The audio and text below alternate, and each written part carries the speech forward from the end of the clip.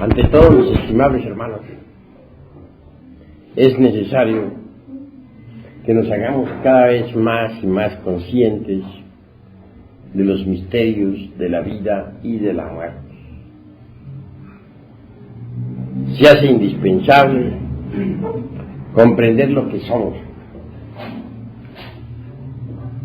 a fin de poder lograr algún día una transformación radical dentro de nosotros mismos. Eso es fundamental. Quiero pues que todos los hermanos aquí presentes pongan en realidad el máximo de atención.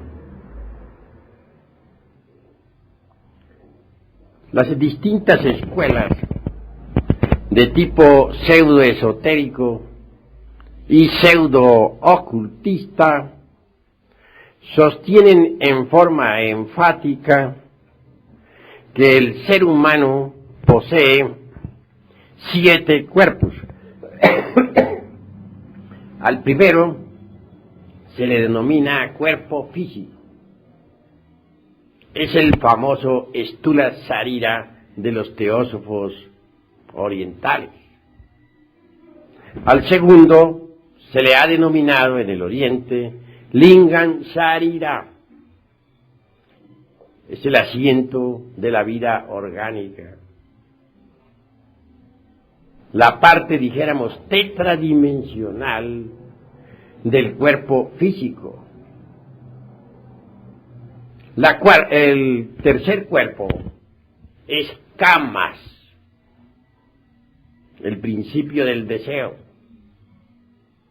el famoso cuerpo astral, citado por los alquimistas medievales.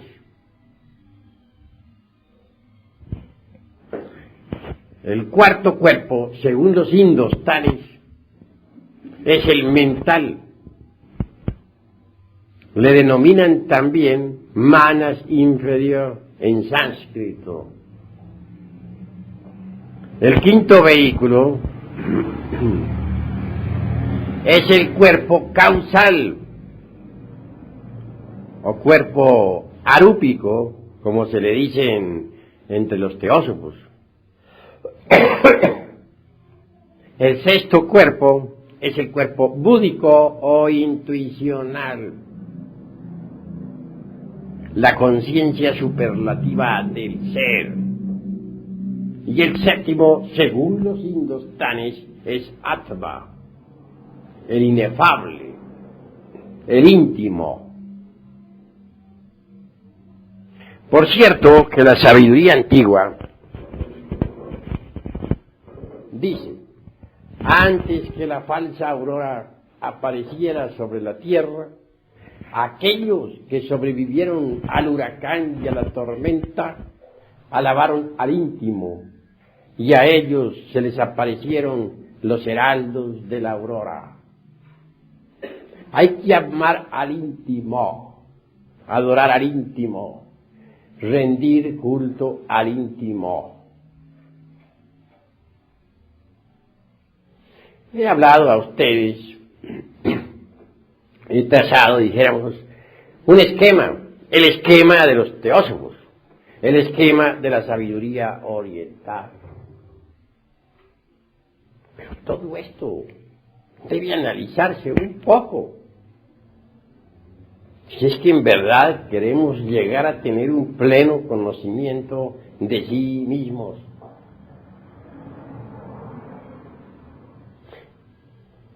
La cruda realidad de los hechos es que la clarividencia desarrollada le permite a uno saber algo más. Sin embargo, los teosofistas, yogis, pseudo-rosacrucistas y escuelas de tipo similar están perfectamente convencidas del septenario teosófico. De ninguna manera aceptarían el hecho concreto de que todavía no se posee esos cuerpos. Merece pues que esta cuestión sea debidamente analizada. En la escuela de Max Heindel se mencionan también los 7 cuerpos. Físico se le denomina sencillamente cuerpo físico. Al asiento de la vida orgánica se le llama cuerpo vital. Al principio del deseo, cuerpo astral. A la mente concreta, cuerpo mental. Al quinto cuerpo, cuerpo causal. Al sexto, cuerpo de la conciencia. Y el séptimo le dicen la chispa virginal. Cualquier escuela de esta época cartesiana cree firmemente en el septenario teosófico. Repito, la clarividencia va mucho más lejos. Voy a comunicarles a ustedes personalmente el resultado de mis investigaciones, sin tener en cuenta para nada las afirmaciones de tipo teosofístico, pseudo-rosacrucista, etcétera, etcétera, etcétera. Bien saben ustedes, entre paréntesis, que existen múltiples escuelas y cada escuela tiene derecho a sostener sus tesis. Es obvio. Yo me apartaré por un momento de las escuelas para mencionarles a ustedes el resultado de mis investigaciones. Por sí mismo, he visto que los desencarnados que poseen cuerpo astral, obviamente también poseen una personalidad definida. Personalidad astral, claro. Personalidad que continúa después de la muerte.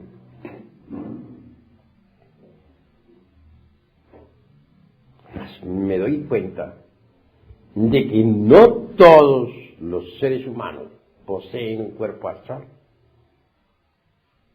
Los que lo poseen, lo tienen. Ese cuerpo astral en el mundo astral parece un vehículo real de carne y hueso. Es un cuerpo definido, con sus órganos, con su fisiología, con su patología, con su ultrabiología, etc. Mas los que no poseen tal cuerpo, no sabe en el mundo astral que no lo poseen, pues no lo tienen. Tales criaturas parecen meros fantasmas, sonambúlicos, moviéndose precisamente en la quinta dimensión, es decir, en la eternidad, en el astral. Claro, lo que estoy diciendo, en modo alguno podría ser comprobado por los sentidos de percepción externa. Estoy hablando algo que no cabe dentro del mundo de los 5 sentidos. Algo que solamente puede ser evidenciado, verificado en el mundo astral y con sentidos diferentes.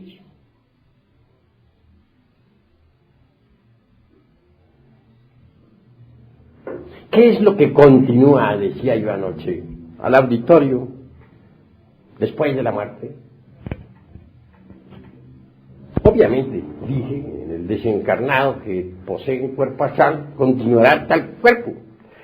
Pero no todos, repito, aunque me vuelva cansón con tanta repetición, poseen dicho vehículo. Entonces lo que continúa en la mayoría de las gentes, después de la muerte, es el ego. Hay que hacer pues una clara diferenciación entre lo que es el ego y lo que son los cuerpos existenciales superiores del ser. Concretando esta vez al punto astral, diría, hacer clara diferenciación entre el ego y el cuerpo astral. pues son distintos. Pero me temo que aún a pesar de estar explicando esta cuestión como la estoy explicando, tal vez no he logrado o no haya logrado todavía que ustedes me vayan entendiendo completamente. Necesitaremos ilustrar esto con alguna experiencia vívida. Conocí un caso magnífico. Un hombre que dirigía un lumicial gnóstico. Entre paréntesis, aquí estamos en un lumicial, eso es obvio. Aquel hombre ritualizaba. Nosotros no podemos negarlo, tenemos cierta liturgia esotérica. Se veía muy devoto y en verdad amaba la gnosis.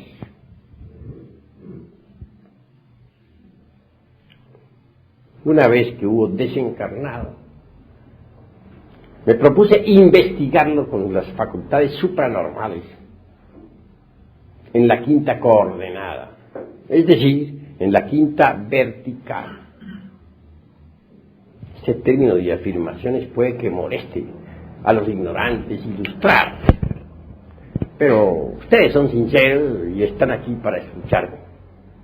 Y claro, yo estoy aquí para explicarlos, para hablar. Quiero pues que nos pongamos de acuerdo en todos estos temas, a fin de que haya comprensión. Hay sistemas que le permiten a uno abandonar el cuerpo físico a voluntad. Por medio de la hipnología también se consigue. Si ponemos a alguien en estado hipnótico, ya en trance, mediante la voluntad es posible extraer su conciencia de entre el cuerpo físico. Entonces el hipnotizado podrá ver, oír, tocar y palpar realidades que no pertenecen al mundo tridimensional de Euclides. Mas, francamente, no utilizo el sistema de la hipnología por considerarlo demasiado residual, incipiente, ciencia apenas como para parvulitos. Nosotros vamos más lejos. Podemos, repito, ya mediante la catalepsia o por procedimientos sintéticos específicos, científicos, o abandonar el cuerpo físico para explorar la vida en los mundos superiores. Si les digo a ustedes que puedo hacerlo, no se extrañen, pues soy el presidente fundador del movimiento gnóstico cristiano universal. Y a muchos he enseñado esa ciencia, y a muchos la enseñaré en lo futuro. Así que, en cualquier instante, abandoné el cuerpo físico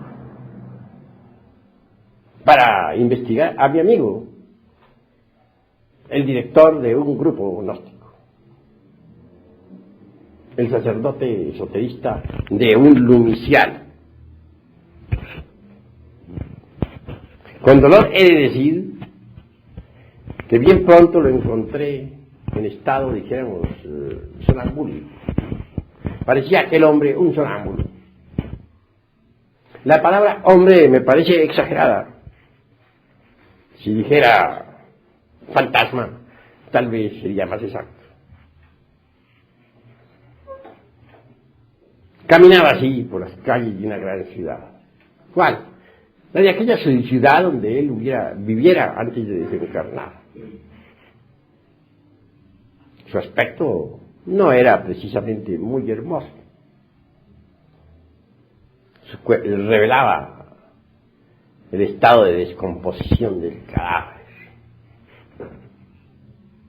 Le toqué y le hallé demasiado helado, frío. Ciertamente aquel hombre Y repito, uso esta vez la palabra hombre en una forma convencional. No había trabajado jamás con el fuego sagrado. Pues esto es grave. Tenía esposa sacerdotisa. Quiere decir que le hacía creer a las gentes que él trabajaba en la alforja de los cíclopes. Si en verdad era un fornicario como cualquier otro.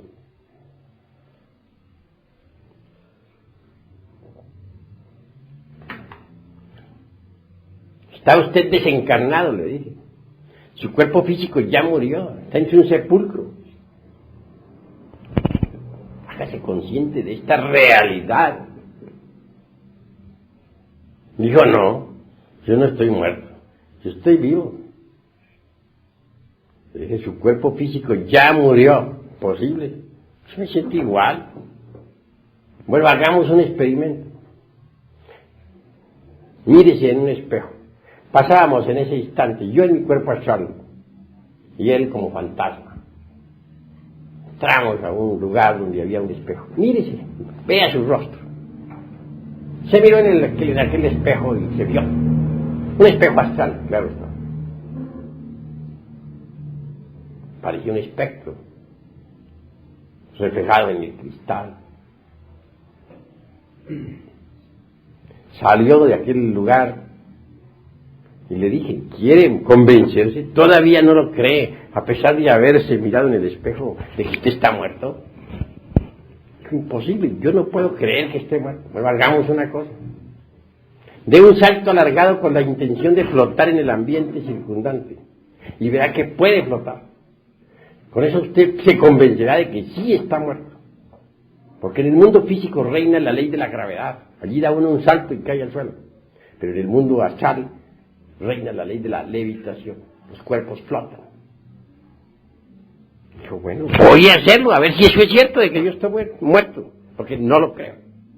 Bueno, del salto.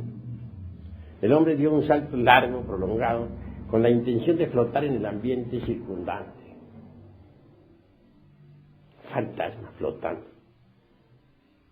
Pero pronto se le vino a su mente calenturienta, una mente torpe, la idea de que podría irse de cabeza en instantes y estar flotando.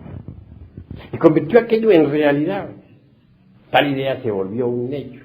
De cabeza se fue. Entonces se clavó, pues, en tierra con la cabeza hacia abajo y las piernas hacia arriba, formando el signo de la pentalfa invertida.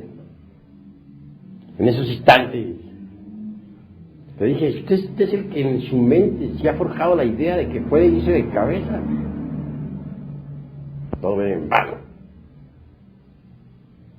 Afloraron en aquel fantasma distintas formas animalescas. Una parecía un toro furioso. Dije, el demonio de la ira. Otra, un perro furioso, lascivia. Otra, un caballo que trotaba, lujuria. Etcétera, etcétera, etcétera. Distintas bestias inhumanas surgían de allí, de aquel fantasma. Los diversos yoes de que tanto hablamos anoche en nuestra plática. Y que son una realidad. Bueno, no todos los aquí presentes estuvieron en la plática de anoche, pero creo que sí han oído hablar del yo pluralizado y de los diversos yoes que hay que disolver, entre paréntesis. Al fin hube de alejarme pues de aquel pobre fantasma múltiple, porque era ya la hora de regresar a mi cuerpo físico. Es un fantasma y nada más que eso. Es distinto al que tiene un cuerpo astral. Así es que hay que hacer una diferenciación entre el que tiene un cuerpo astral y el que no lo tiene. Por ahí vamos viendo ya de que el septenario teosofista realmente no lo tiene todas las gentes. Es absurdo suponer que todo el mundo sea un septenario ya hecho. Hay exageración en esto, hay falta, dijéramos, de análisis en las afirmaciones de tipo pseudoesoterista y pseudo-ocultista. Nosotros debemos ser más profundos, más analíticos. Continuemos con el cuerpo de la mente. Es otra especie de dogma heideliano, einsteiniano, blavatskiano, etcétera, etcétera, etcétera, y otras tantas hierbas.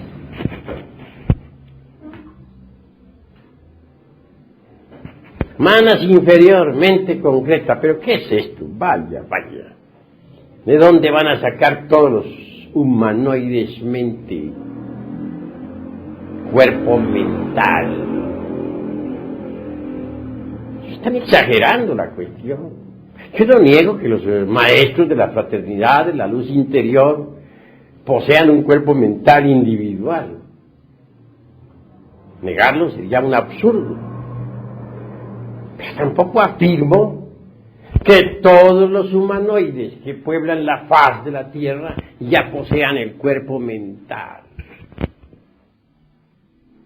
Que no se exageren las cosas. Las escuelas con personalidades kantianas de esta época no solamente ignoran, eso es lo más grave, sino además ignoran que ignoran. No solamente no saben, sino además ni siquiera saben que no saben. Y eso es doloroso. Mente individual. Ese es un lujo que muy pocos pueden hallar, que muy pocos pueden tener. Si hacemos reconsideraciones de fondo, podemos evidenciar por sí mismos que la mente que tenemos parece una veleta, gira de acuerdo con la onda.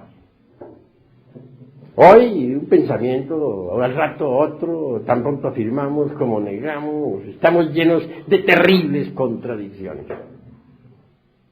Si tuviéramos una mente individual, sería imposible que fuéramos tan paradójicos, que nos contradijéramos tanto a sí mismos, de momento en momento. Nosotros sabemos que nos contradecimos demasiado, pero no las arreglamos, autoengañándonos, con el propósito de no parecernos locos a sí mismos. Siempre encontramos un justificativo o una evasiva para nuestras queridas justificaciones. Sí, es que como yo no había madurado bien esta idea, por eso pensé así, hoy pienso diferente. Es que ya analicé mejor la cosa y el negocio que pensaba hacer ya no lo hago. Etcétera, etcétera, etcétera. Siempre algún malabar hacemos con el entendimiento para autoengañarnos. Pues no tenemos ganas de pensar que somos locos. Eso nos disgusta horriblemente. La realidad es que mente individual es muy difícil hallar. Hay que fabricarla, y la gente no la ha fabricado. Lo que tenemos son mentes, y esto es diferente. Dentro de nuestra persona humana, si humana se puede llamar, entre paréntesis, cosa que pongo en tela de juicio, viven muchas personas de tipo psicológico. Observemos las contradicciones. Vamos a comer, decimos, voy a comer. Mas de pronto nos asalta otra idea, nos asalta una idea que sale del yo del movimiento. Dice, no voy a comer todavía, voy a ir a tal o cual lugar. Tal idea puede ser también saboteada por el yo del intelecto. Y dice, pero bueno, ¿a qué voy a tal lugar? Mejor me siento a leer el periódico. Vean ustedes en Leña, 3 personas La del estómago que quiere comer. La del movimiento que no quiere comer todavía. Y como tercera en conflicto, sale la del intelecto. Entonces quiere decir que dentro de nuestra persona psicológica existen muchas personas. Eso es obvio. Pero más no se trata de personas meramente insustanciales o cosas así por el estilo. Son personas psicológicas con realidad, que existen en el espacio psicológico. Si aceptamos que existe un espacio tridimensional, debemos aceptar también que existe el espacio psicológico. Esto es incuestionable. Dicen que Jesús, el gran Kabir, sacó del cuerpo de María Magdalena 7 demonios. Indubitablemente se trata de los 7 pecados capitales: ira, codicia, lujuria, envidia, orgullo, pereza, gula, etcétera, etcétera, etcétera. Si multiplicamos esos 7 por otros 7 y otros tantos 7 más, llegaremos a la conclusión que dentro de nuestra persona existe legión. En el Evangelio, al poseso, aquel a quien Jesús se dirigiera, exclamó: mi nombre es Legión. El nombre de cada uno de nosotros es también Legión. Somos Legión. Así lo dice el Evangelio. Yo lo repito porque así es. Legión, pero ¿legión de qué? ¿De demonios? Obviamente que sí. Pues no somos unos santitos. ¿Quién podría negar que dentro de nosotros existen los 7 pecados capitales y otros más? Ya Virgilio, el poeta de Mantua, en la Divina Comedia, en la Eneida, obra extraordinaria del clasicismo latino, dijo: aunque tuviéramos 1000 bocas para hablar y paladar de acero, no alcanzaríamos a enumerar cabalmente todos nuestros defectos psicológicos. Así pues, que no somos precisamente unas mansas ovejas, ¿verdad? Cada uno de esos demonios que dentro llevamos tiene su propia mente. Entonces, tenemos muchas mentes. Eso es indubitable. Pero una mente individual, un cuerpo mental, tal como lo enseña el teosofismo oriental, o como lo enumera Max Heindel, el fundador de la Ocean Science en San Francisco de California. No, la humanidad actual no la tiene. Pero ¿en qué me baso yo para estar haciendo estas afirmaciones tan enfáticas a un auditorio aquí tan respetable? No pienso que ustedes crean que estoy haciendo, dijéramos, afirmaciones dogmáticas. Pues hay en muchos de ustedes sinceridad. Y en modo alguno me gustaría el dogmaticismo, pues es absurdo en un 100%. ¿En qué me baso, pues, para hacer este tipo de afirmación? ¿Con qué autoridad refuto diagramas de tipo pseudoesoterista y pseudoocultista? ¿Con qué potestad lo hago? En nombre de la verdad les digo que uno debe dar testimonio de lo que sabe. Y aquí estoy ante ustedes para dar testimonio de la verdad. Fuera del cuerpo físico, he investigado a fondo esta cuestión de la mente. La he estudiado detenidamente. Alguna vez, precisamente estando con Mr. Liliter, que fue uno de los teosofistas más excelentes de finales del siglo pasado, principios del presente, autor de muchas obras, entre ellas La vida interna, los chakras, etc. Hubo de pasar por una vivencia formidable. Entonces, Mr. Leavitt me dijo, nosotros aquí en los mundos internos tratamos de ayudarle a fin de que usted pueda entregar el mensaje que se le va a dar, que lo puede entregar a la humanidad allá, en el mundo físico. Sí, Mr. Leavitt, le dije. ¿Y qué me dice usted de las obras que usted escribió? Eso no tiene la menor importancia. Lo habló pues con una sonrisa, donde me dio a entender francamente que tan solo había hecho un trabajos incipientes, literarios, había dado las primeras letras como para despertar inquietud, mas no había escrito obras esotéricas de fondo. Y Mr. Leavitt, el autor de los chakras y de tantas otras obras teosofistas, es un personaje respetable. Obviamente, en los mundos superiores, Mr. Leavitt es un maestro de la venerable logia blanca. No es pues un cualquiera. En el teosofismo se estudia detenidamente sus obras. Luego, procedió Mr. Leavitt dándome cierta ayuda específica, definida. En esos instantes, el ser interior profundo de él mismo separó mi cuerpo mental del cuerpo astral y me llevó a Egipto, la tierra de los faraones.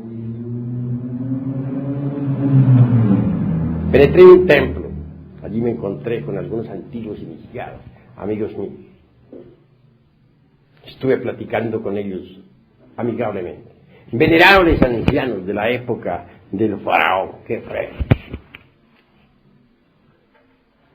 Regresé nuevamente a mi cuerpo astral. Pero el viaje lo hice en mental.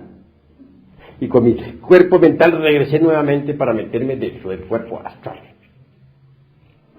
Le dije, esto es maravilloso, formidable.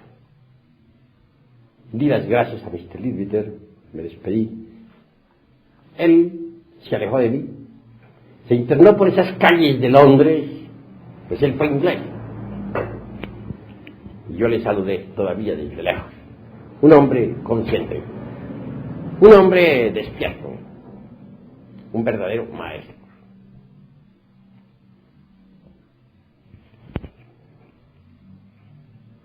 Entonces me dije, ¿por qué las gentes creerán que tienen cuerpo mental?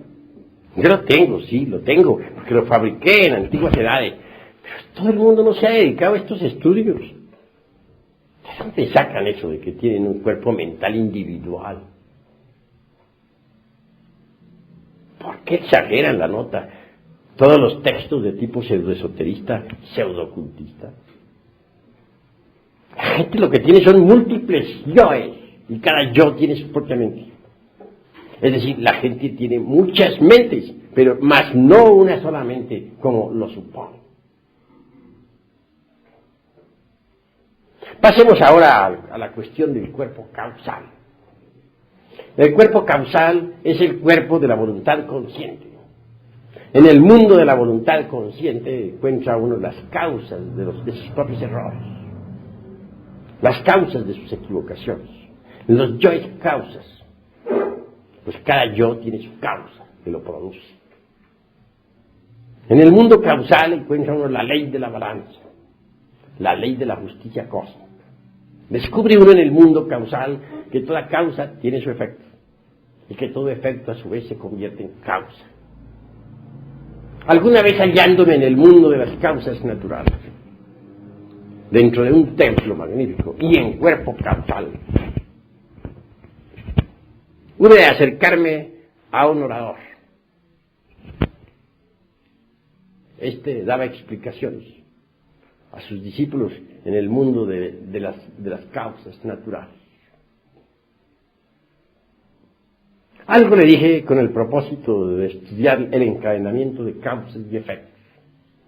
Le hice una pequeña refutación a un concepto con el que no estaba muy de acuerdo. Él, a su vez, vi que se sintió un poco incómodo con mi refutación y hizo otra afirmación. Esa otra afirmación se convirtió en otra, y esa en otra, y esa en otra, y total se despertó, se puso en movimiento toda una serie de causas y efectos. Entonces comprendí lo que es el mundo causal. Allí se encuentra uno con los maestros del karma. Ellos viven en el mundo de las causas naturales. Pues no todos poseen un cuerpo causal. Descubre uno en el mundo de las causas naturales millones de criaturas. Sí. Dijéramos, el alma humana de millones de personas. Cada persona tiene su parte anímica, humana, en el mundo de las causas naturales. Pero esas almitas, perdóneseme el distintivo, que lo hago intencional, con un propósito definido, no se han desarrollado todavía. No poseen propiamente dicho el cuerpo de las causas naturales, el cuerpo causal. No han adquirido la estatura del hombre causal. Si dijera que esas almitas son fantasmas causales, daría una pálida idea, muy lejana, por cierto, de lo real, porque no podríamos denominar en modo alguno fantasmas a las almas causales, pues son criaturas muy reales. Pero tampoco han alcanzado tales criaturas el estado aquel del hombre causal. El hombre causal es el hombre causal. El hombre causal es quien posee un cuerpo causal, quien lo ha fabricado. Un hombre causal vive allí como hombre de verdad, no como un simple elemento, sino como un hombre. Tiene una personalidad completamente definida, la personalidad causal. Sin querer engreírme en modo alguno ante este grupo de selectos amigos y amigas, he de afirmar en forma enfática que yo soy un hombre causal y que conozco mi mundo, que tengo mi centro de gravedad establecido en el mundo causal. Desde esa región me he proyectado aquí ante ustedes para platicar, para enseñar. Desde esa región me proyecto al mundo astral para trabajar, o al mundo de la mente cuando es necesario. Así pues, ¿qué? Doy testimonio de lo que es, sin importarme que las gentes crean o no crean. El centenario teosofista realmente no es para todos. Uno tiene que fabricar esos cuerpos, astral, mental, causal, para poder convertirse en hombre de verdad, en hombre causal. Solo un hombre real puede recibir los principios anímicos y espirituales, o étnicos, el neuma de los gnósticos, espíritu, para convertirse en hombre. Pero el que no ha fabricado tales cuerpos no es hombre. Estoy haciendo una afirmación bastante espinosa. Ustedes me toleran, porque son personas simpáticas. Tal vez, si hablar en la plaza pública, si le dijera a las gentes esta verdad, podría ser apedreado, como Esteban, o lapidado allá en la tierra de los moros, como Raimundo Lulio, el gran alquimista medieval.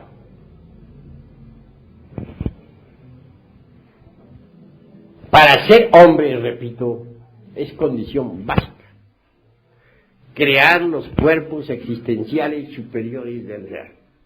Ustedes no poseen tales cuerpos, mas sí poseen los gérmenes para los mismos. Esos gérmenes están depositados en las glándulas endócrinas sexuales, que entre paréntesis no son, como muchos creen, bien cápsulas cerradas. No, las glándulas endócrinas sexuales excretan hormonas, incretan hormonas.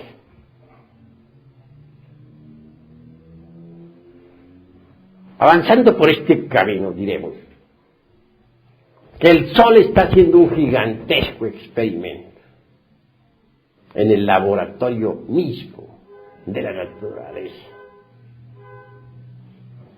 El experimento del Sol consiste precisamente en crear hombres solares. Difícil experimento.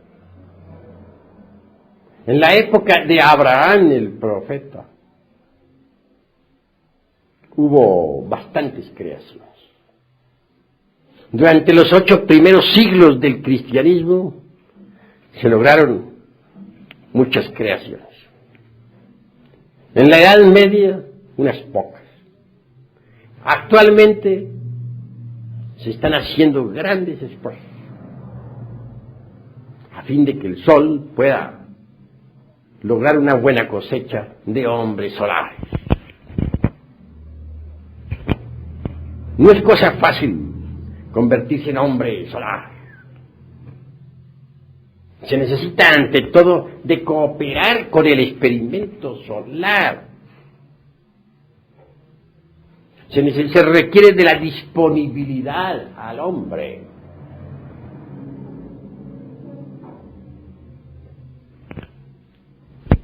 Solo así tales gérmenes podrían desarrollarse.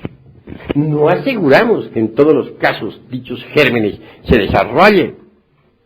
Lo normal es que se pierdan. Mas si cooperamos con el Sol, podremos lograr tal desarrollo. Ahí está el germen para el cuerpo astral. En esas glándulas endócrinas del sexo está el germen de la mente y el germen del causal. Pero para que estos gérmenes puedan desarrollarse, se necesita de tierra fértil.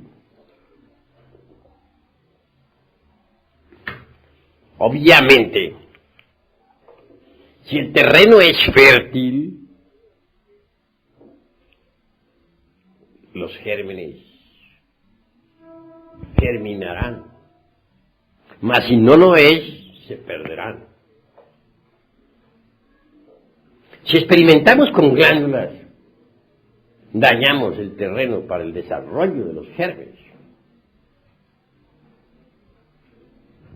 Los trasplantes glandulares, los experimentos con diversas hormonas, los ensayos con tiroxina, etcétera, etcétera, etcétera, indubitablemente alteran el terreno humano, el cuerpo orgánico, impidiendo la germinación de tal simiente. Y esto es gravísimo. Sin embargo, los científicos están convencidos de su ciencia. Creen que los trasplantes, los ensayos con hormonas, los cambios de glándulas por glándulas de mono, etcétera, etcétera, etcétera, son un gran adelanto, lo cual en el fondo resulta risible y muy falso. Bien sabemos nosotros lo que son las hormigas. Uno se admira cuando observa un palacio de hormigas. ¡Qué organización tan perfecta! Lo único que siente uno un poco de dolor es al saber que todo aquello se hace automáticamente. No hay duda de que en un pasado antiquísimo, que viene por allá de la época primaria y secundaria, las hormigas fueron una raza humana.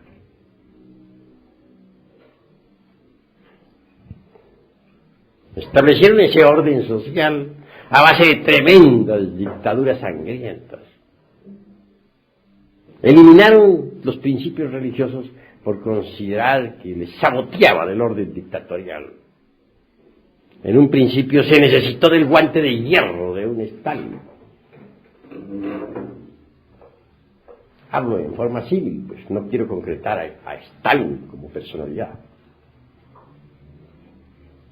A través del tiempo los movimientos se volvieron y fueron haciéndose automáticos. Como quiera que la inteligencia se atrofió. Todos los movimientos se heredaron de padres a hijos. Se hicieron ensayos glandulares de toda especie, que alteraron la morfología humana, pasando por distintos procesos involutivos. Aquella raza se fue empequeñeciendo aún más y más, y su morfología alterándose involutivamente cada vez más. Hoy son lo que son. Pues, ¿qué? Esas criaturas involucionaron en el tiempo. Marcharon de acuerdo con la ley de la entropía universal. Quienes ven las cosas superficialmente, las mentes huecas y estériles, los pozos de agua no profunda, pueden plenamente reírse de tan insólita declaración. Mas la verdad es la verdad, y hay que decirla, cueste lo que cueste. No es posible que los gérmenes para el hombre se desarrollen en terrenos no fértiles. El organismo hay que mantenerlo en buen estado, a fin de que esos gérmenes para el hombre se desenvuelvan armoniosamente.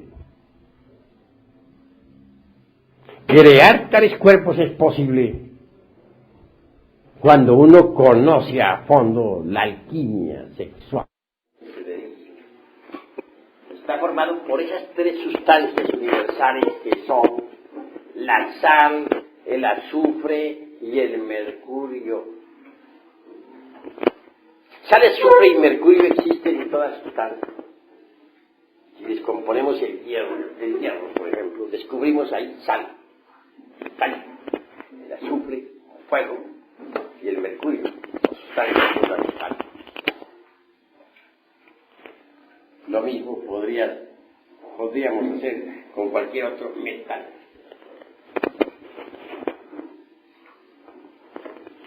Aquí tenemos el archeo, por ejemplo,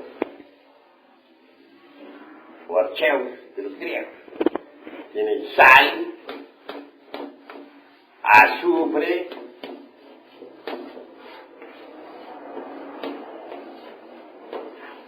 mercurio,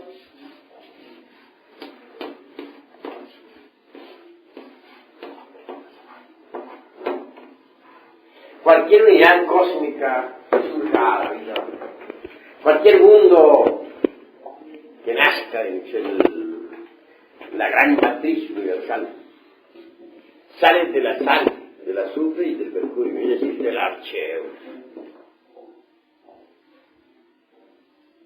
Eso es obvio. Mas si tenemos en cuenta que tal como es arriba, es abajo, que lo microcósmico es similar a lo macrocósmico, entonces decimos lo siguiente: si queremos fabricar dentro de los cuerpos existenciales superiores del ser dentro de cada uno de nosotros, se necesita fabricar también otro archeo, pero un archeo propio, individual, formado con sal, azufre,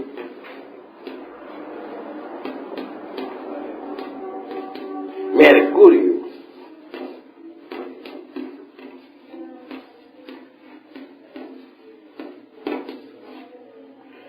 porque tal como es arriba es abajo, tal como es abajo es arriba. Queremos tener los cuerpos astral, mental y causal, fabriquemos el archeo dentro de nosotros mismos. Quiere la inteligencia universal crear un nuevo sistema solar, tiene que fabricar el archero allá arriba, en el espacio interplanetario, tal como es arriba abajo. Más, todo esto requiere cierto análisis didáctico, cuidadoso, cierta explicación dialéctica de fondo, a fin de que no se formen confusiones en el entendimiento.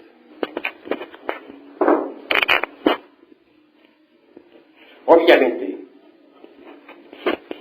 explicar qué decide, el modo, la manera de fabricar el archero. Y ahí vamos a sacar los cuerpos existenciales superiores del ser, los cuerpos que los van a convertir en hombres, de verdad. Nada ganaría con darles a ustedes todas esas explicaciones si no les enseñara a fabricar el archero. Tienen que saber cómo se fabrica. De lo contrario, esta plática resultaría muy ilustrativa, pero sin una aplicación práctica. Sal, azufre y mercurio, fundamentos del archero. ¿Qué es la sal? Jesús el gran cabello. Si la sal se degenerara, ¿con qué se adobaría los alimentos? Más o menos. Vosotros sois la sal de la tierra. Pero la sal, dice él, está degenerada, solamente servirá para las tinieblas exteriores, donde se oye el llanto y el crujir de dientes. Cada uno de nosotros es la sal de la tierra. Sí. Homeopáticamente, y aún más desde el punto de vista bioquímico, sabemos que existe en nosotros 12 sales. Yo entiendo que esas 12 sales están relacionadas con los 12 signos zodiacales. En bioquímica se usa mucho las 12 sales. Bien, entonces nuestro cuerpo humano, en el fondo, tiene por base la sal, como sustancia fundamental. En cuanto al azufre, este en sí mismo es el fuego sagrado. Y el mercurio es el alma metálica del esperma, del exiogerai. Es el azufre transmutado. Mercurio lo hay en todo. Es la materia básica de la gran obra. Si transmutamos, por ejemplo, la libido sexual, obtendremos mercurio. Si conseguimos por medio de la transmutación sexual transformar el esperma en energía, esa energía es el mercurio de los sabios. Indubitablemente, la preparación del mercurio en alquimia siempre fue muy cuidadosa. Nunca los sabios dijeron cómo se preparaba el mercurio. Pero hoy debemos tener el valor de decirlo. No sería posible conseguir mercurio filosofal si no conociéramos la ciencia de la transmutación de la libido sexual.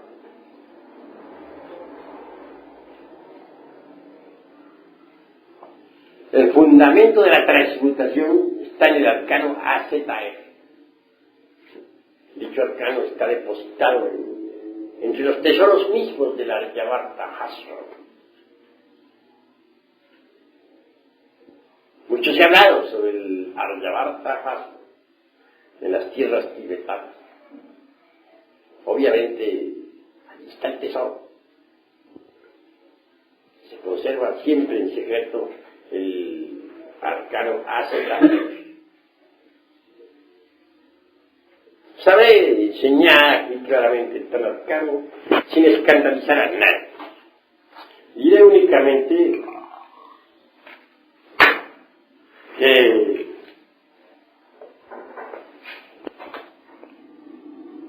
lo básico sería lograr la conexión del lingam yoni sin eyaculación de la insenis, dentro del cual, como dijera Felipe Teofastro, bombastro de Orgen en Aureola Paracelso, se encuentra todo el ens virtutis del fuego. El lingam, como órgano generado, es el phallus griego. Cuanto al yoni, u órgano femenino, está representado siempre por la urna sagrada de los grandes misterios, por el santo grial, por la copa de plata de Benjamín, por el vaso de Hermes Trismegisto, etc. En la India, Shiva, como tercer lobo, tiene hermosos atributos. Bien sabemos lo que son los atributos de Shiva, o sus símbolos fundamentales. El lingam negro embutido en el yoni metálico.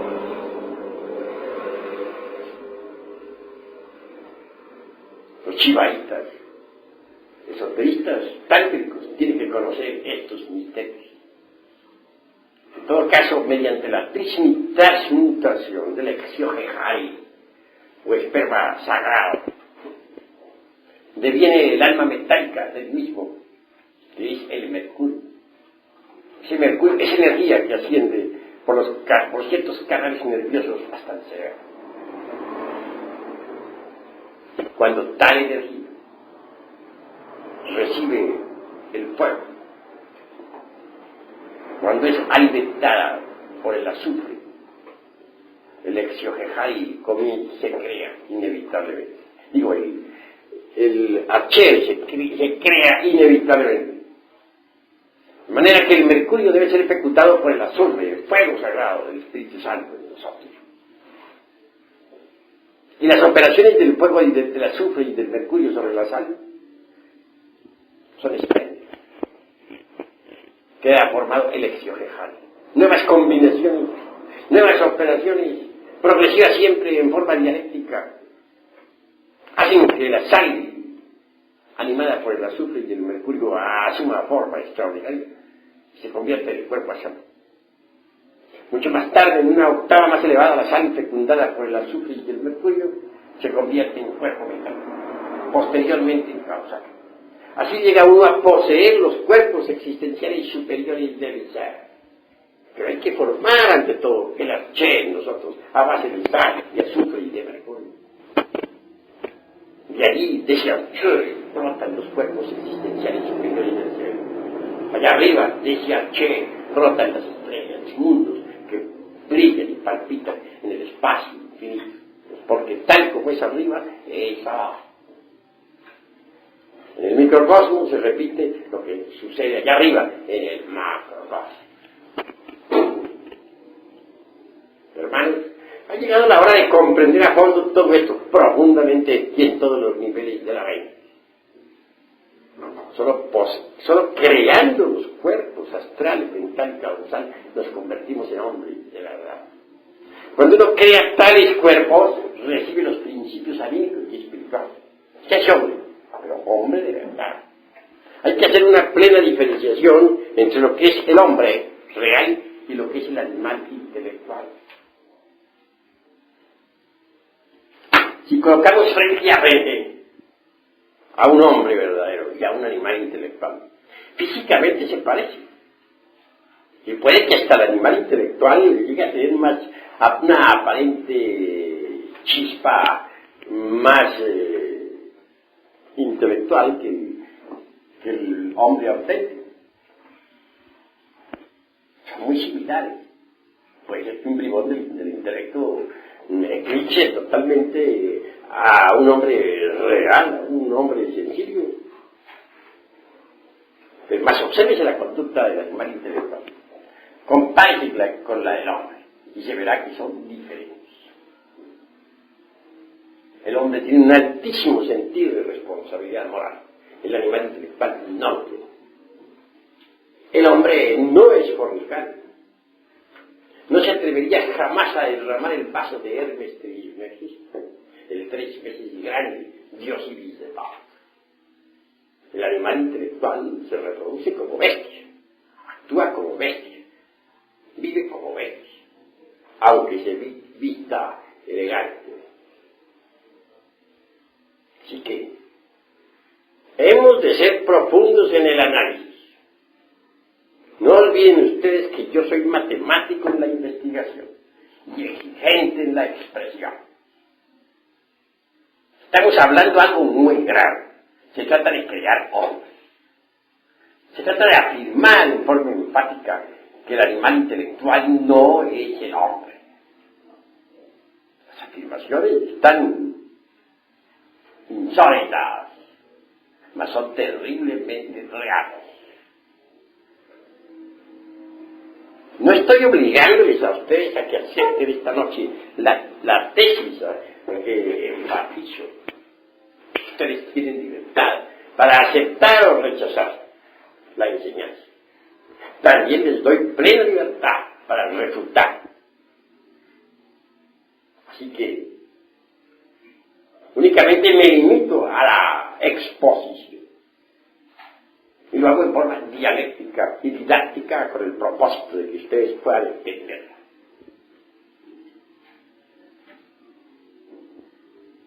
Las escuelas de tipo pseudo-esotérico y pseudo-ocultista obviamente están haciendo afirmaciones falsas. Están diciendo que todo el mundo tiene el septenario teosófico. Es decir, están afirmando que todos son hombres, lo cual no es cierto. Más vale decir la verdad y no llevar a otros por el camino de la mentira, de la falsedad. La verdad duele, sí, duele mucho, pero hay que decir. Por eso el dicho vulgar afirma, la verdad no peca, pero incomoda. ¿Están ustedes seguros de que ya son hombres? ¿En qué se fundamentarían ustedes para semejante creencia? ¿Cuáles serían los basamentos sobre los que podrían sustentar su tesis? Es mejor que analicemos estas cosas, a fin de que nos hagamos más conscientes de lo que somos. Haciendo un inventario real de lo que nos sobra y de lo que nos falta, podemos trabajar sobre sí mismos y cambiar radicalmente. Mas, digo también que no bastaría crear únicamente los cuerpos existenciales y superiores del ser para convertirnos en hombres. Hay necesidad de algo más. Se dice en alquimia que estos cuerpos, astral, mental y causal, deben ser convertidos en cuerpos de oro puro. Así es. Para que sus vehículos se conviertan en cuerpos de oro puro, después de haber sido creados, es necesario eliminar el mercurio seco y el azufre arsenicado. El mercurio seco son precisamente todos esos yoes inhumanos que nuestro interior cargan, es decir, nuestros defectos de tipo psicológico. Y en cuanto al azufre arsenicado, este en sí mismo es el fuego infernal o inhumano que llevamos en nuestros bajos fondos animales. Si procedemos eliminando de sí mismos nuestros defectos psicológicos, si creamos los vehículos existenciales superiores del ser, estos en última síntesis se convertirán en cuerpos de oro. Oro espiritual, oro real, atómico. Estos cuerpos de oro puro son devorados siempre por la serpiente. ¿Pero qué es la serpiente? Ya he dicho que la serpiente brilla en Anáhuac, que la serpiente resplandece en los misterios de Egipto y de Babilonia, de Samotracia y de Troya, de Roma y de Cartago. Moisés transformó a la vara en una serpiente. La serpiente es el fuego sagrado que debemos despertar dentro de nosotros. Es una parte de nuestro propio ser, pero derivada. Si conseguimos desarrollarla en nuestra anatomía oculta, habremos logrado un gran triunfo. Los mayas dicen que no basta despertar la serpiente. Afirman que es necesario ser devorados por la serpiente para convertirnos en serpientes. Hace poco estuve en Yucatán y pude evidenciar esas afirmaciones mayas, escritas en piedra. Allí vi un gran templo. Lo interesante de aquel templo es que había una serpiente en piedra enorme, gigantesca, y dentro de la misma, dentro de sus fauces, aparecía un hombre, la cabeza de un hombre. La serpiente se lo había devorado. Los hindústanes nos hablan de Kundalini Shakti, la serpiente ígnea de nuestros mágicos poderes.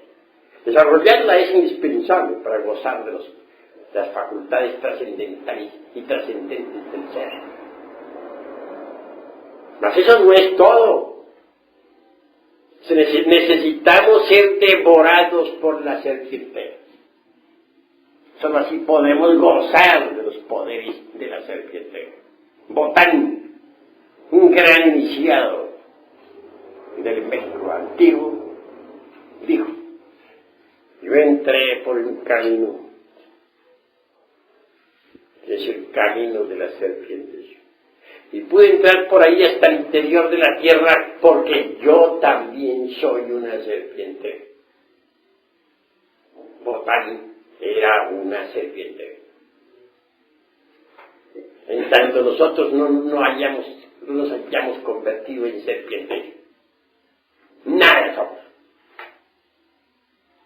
Somos míseras criaturas arrastradas por el viento. Nada valemos.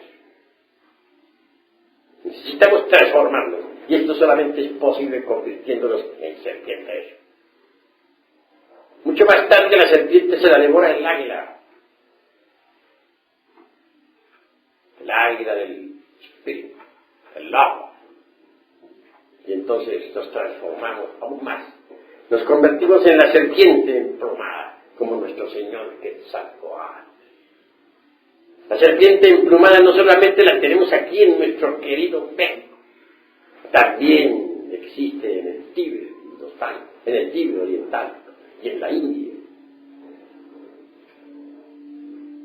Aquel que se convierte en hombre debe unirse, integrarse con la divinidad. En un códice de Anáhuac encontré una afirmación simbólica extraordinaria. Dice: los dioses crearon a los hombres de madera y después de haberlos creado, los fusionaron con la divinidad. Luego añade: no todos los hombres logran fusionarse con la divinidad. De manera pues, que primero hay que crear al hombre. El hombre no existe todavía, hay que crearlo. Y después de haberlo creado, hay necesidad de integrarlo, de fusionarlo con la divinidad. Mas no todos logran fusionarse con la divinidad. Si uno no lo logra, se convertirá en un Hanasmussen con doble centro de gravedad, en un aborto de la madre costa, en un fracaso. No se logra la integración con lo divinal cuando no se elimina el mercurio seco de los árboles. Es decir, cuando no destruye uno sus defectos psicológicos. Rasmussen, con doble centro de gravedad, tiene dos personalidades completamente definidas. La angélica y la diabólica. Personaje así, inevitablemente tendrá que ingresar al Mixtlán de Anáhuac, es decir, a los mundos infiernos, para involucionar en el tiempo, hasta convertirse en polvareda cósmica. Solo por las puertas de la muerte segunda podrá una criatura ser salvada, porque la esencia en semejantes condiciones, después de la muerte segunda, quedará liberada para ingresar en los paraísos elementales de la naturaleza e iniciar nuevos procesos evolutivos. Sí, pues, estamos ante el dilema del ser y del no ser de la filosofía. O nos transformamos o no nos transformamos. Si queremos transformarnos, tenemos que aprender a transmutar el esperma en energía sagrada para convertirnos en hombres. Y si no procedemos así, entonces involucionaremos en el Mixtlán. Estamos ante el dilema del ser y del no ser de la filosofía. Y no podemos dar un paso atrás y estaremos perdidos. Las escuelas de tipo pseudoesoterista y pseudocultista que tanto énfasis hacen sobre el dogma aquel de la evolución no sirven para nada. Ni la evolución, ni su hermana gemela la involución van a llevarnos a nosotros a la liberación final. La evolución existe en el grano que germina, en la planta que crece, en el árbol que al fin da fruto. Involución existe en todo lo que decrece, degenera y muere. Hay evolución en el feto que se desarrolla dentro del vientre materno. Hay evolución en la criatura que surge a la existencia. Hay evolución en el joven, vibrante y activo.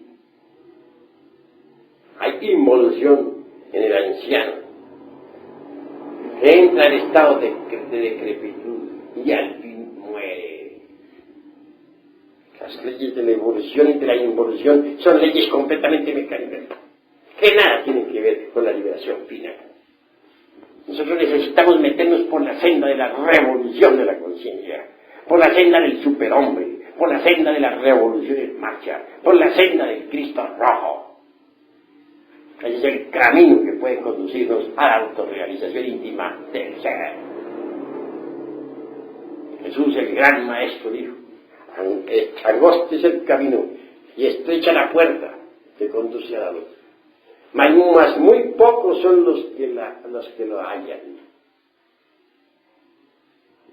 Y pues, el camino de la revolución de la conciencia se aparta de la rueda fatal de la evolución y de la involución. Es el camino de la alquimia, es el camino de la disolución del ego, es el camino del sacrificio por la humanidad. En vez de meternos dentro de los temas bastante confusos, de furioso contenido relacionados con el dogma aquel de la evolución, más vale que transmutemos el esperma en energía creadora. Solo así un día podremos desarrollar en nosotros los gérmenes para convertirnos en hombres. Eso es lo fundamental. Hasta aquí mis palabras de esta noche. Si hay alguno de ustedes que tenga algo que preguntar, bien puede hacerlo con la más entera libertad.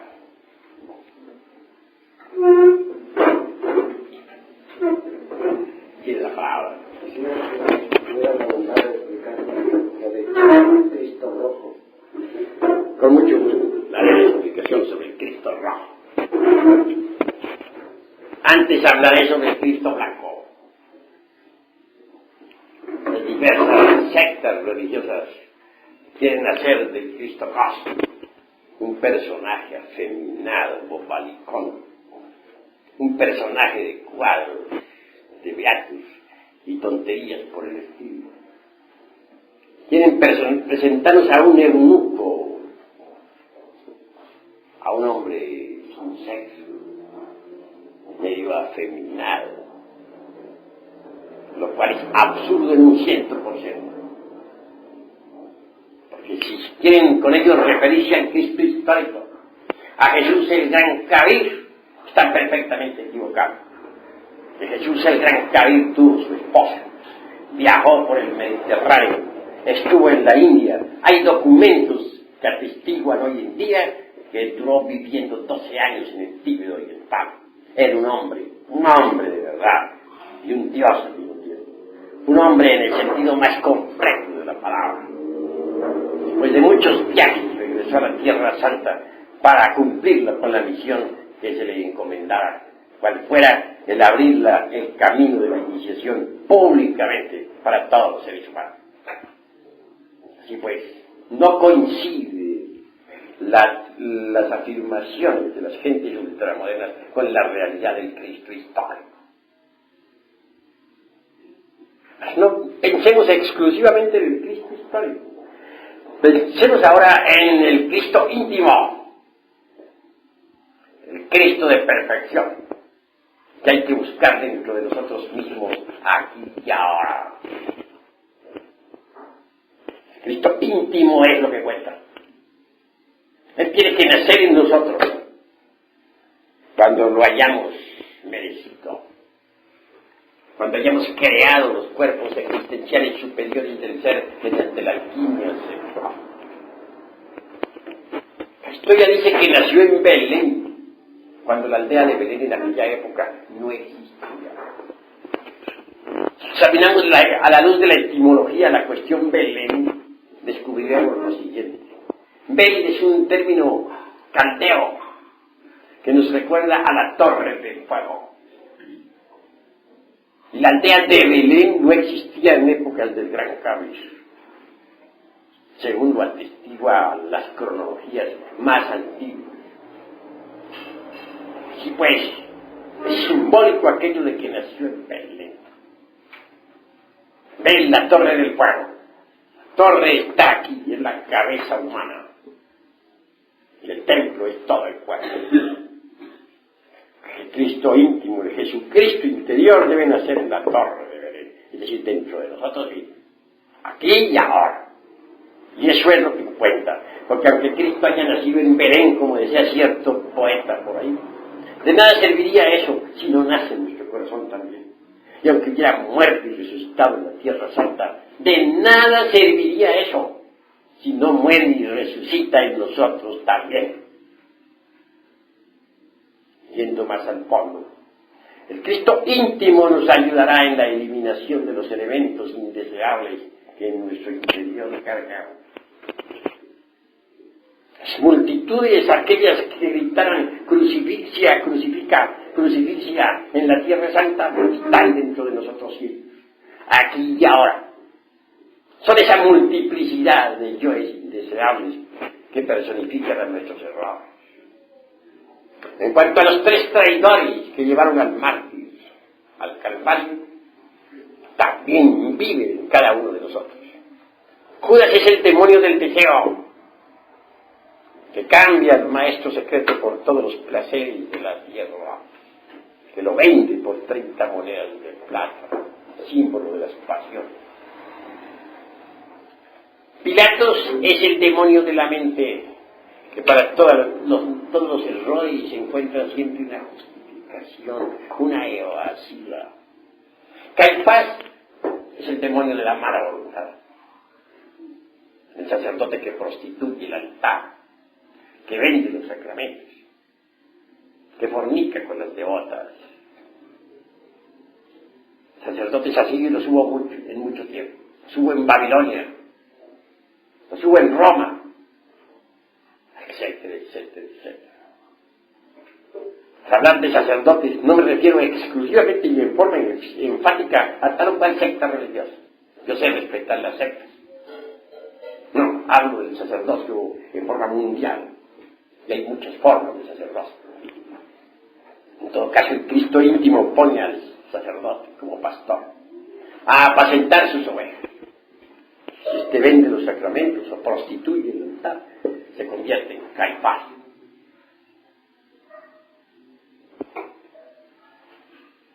Los 3 traidores crucifican al Cristo íntimo. Y el Señor de perfecciones debe vivir todo el drama cósmico tal como está estipulado en los 4 evangelios, dentro de nosotros mismos, aquí y ahora.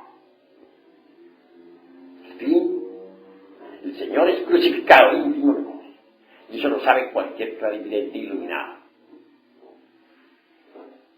Posteriormente, depositado en su tumba de cristal, dentro de sí mismo, en el fondo mismo de nuestro corazón. Así el alquimista, trabajando febrilmente en la gran obra, eliminando sus defectos psicológicos, consigue que el Señor resucite en él. Y él en el Señor. Así fue la resurrección. Hay que hacerla aquí y ahora, y en vida, no para dentro de unos tantos millones de años. Ahora mismo, aquí mismo, ahora. Cuando el Señor se viste con el púrpura de los reyes, porque ha triunfado, que ha vencido las tinieblas dentro de sí mismo, porque con su propia muerte ha matado a la muerte. Se dice que es el Cristo rojo, porque es fuego y luz. Así pues, nosotros debemos pensar en el Cristo rojo que vive dentro del superhombre. Eso es lo que cuenta. ¿Hay alguna otra pregunta? Sí. Ese Cristo íntimo que está entre nosotros, a pesar de la miseria, de toda la carroña que lo cubre, reconoce en un tiempo que es el efecto de una causa. El Cristo rojo, cuando encarna en sí mismo, es decir, cuando encarna en nosotros, no solamente conoce los efectos, sino también las causas. El Cristo en sí mismo sabe que cada uno de nuestros yoes, de nuestros defectos psicológicos, deviene de causas originales, de causas equivocadas. Él trabaja sobre las causas del error, que alterando tales causas altera el error, lo elimina. Si no se trabajara sobre la causa, el efecto no desaparecería. Él trabaja sobre las causas para poder eliminar los efectos equivocados. Así es como el Cristo rojo nos libera. Pero no pensemos que el Cristo es efecto. Bien sabemos nosotros que el Cristo en sí mismo está más allá de las causas y de los efectos. Él es lo que siempre ha sido y lo que siempre será. Distingamos claramente entre el orden causativo, entre la armonía de causas y efectos, entre la concatenación o eslabonamiento y lo que es el Cristo. Ahí no lo podemos considerar como efecto ni la causa. El Cristo es el Cristo, es el INRI, es el abrazo de los antiguos gnósticos, es el fuego devorador del universo, es la asignatura astral del fuego, es el fuego del fuego, es la llama de la llama, no es efecto de ninguna causa. Es lo que siempre ha sido y lo que siempre será. Es la vida que palpita en cada átomo, como palpita en cada sol. ¿Alguno de ustedes tiene otra pregunta más? Quisiera que me explicara, por favor, cuál es la relación existente entre cuerpo existencial y cuerpo solar. Los cuerpos existenciales superiores del ser son los mismos cuerpos solares. No hay ninguna diferencia. Son los mismos. Bien podemos denominar los cuerpos solares o bien podemos denominar los cuerpos existenciales. Es lo mismo. No hay ninguna diferencia. ¿Alguna otra pregunta? Los que no estén de acuerdo con estas afirmaciones insólitas tienen también derecho a refutar, siempre y cuando lo hagan dialéctica. Maestro, la chispa que existe en cada uno de nosotros es una emanación del gran todo. Pues la chispa virginal en sí misma incuestionablemente te viene de la gran hoguera, de la gran llama. Es una emanación, dijéramos, del eterno Padre cósmico común, Hagamos una plena discriminación o diferenciación entre a-Elohim y Elohim. Elohim está formado por el ejército de la voz, por la gran palabra, por el Oxeahore. Elohim es el andrógeno divino, o los andrógenos de los divinos. Porque Elohim en sí mismo es una palabra que significa diosa y Dios. Bien sabemos que los Elohim son andrógenos y nefastos. Es el ejército de la voz. Es el verbo de San Juan. Es la chispa virginal dentro de cada uno de nosotros. Todo el conjunto del ejército de la palabra es el demiurgo creador, o logos manifestado. Pero debemos también entender que este logos manifestado, este ejército de la palabra, la chispa divina en el fondo de nuestra conciencia moral, deviene originalmente de a-Elohim, es decir, de la divinidad incognoscible e inmanifestada, del eterno Padre cósmico común. Así pues, Elohim viene de a-Elohim. A-Elohim es la seidad todopoderosa, la seidad cósmica, que está más allá del cosmos, la seidad incognoscible e inmanifestada, que nadie podría burilar, cincelar, alegorizar de ninguna manera. Nosotros podemos alegorizar a Elohim, tenemos derecho a simbolizar a Elohim, pero no podríamos burilar, ni cincelar, ni alegorizar, ni simbolizar en ninguna forma a Elohim, es decir, a la seidad inmanifestada e incognoscible. Eso es todo. ¿Alguna otra pregunta?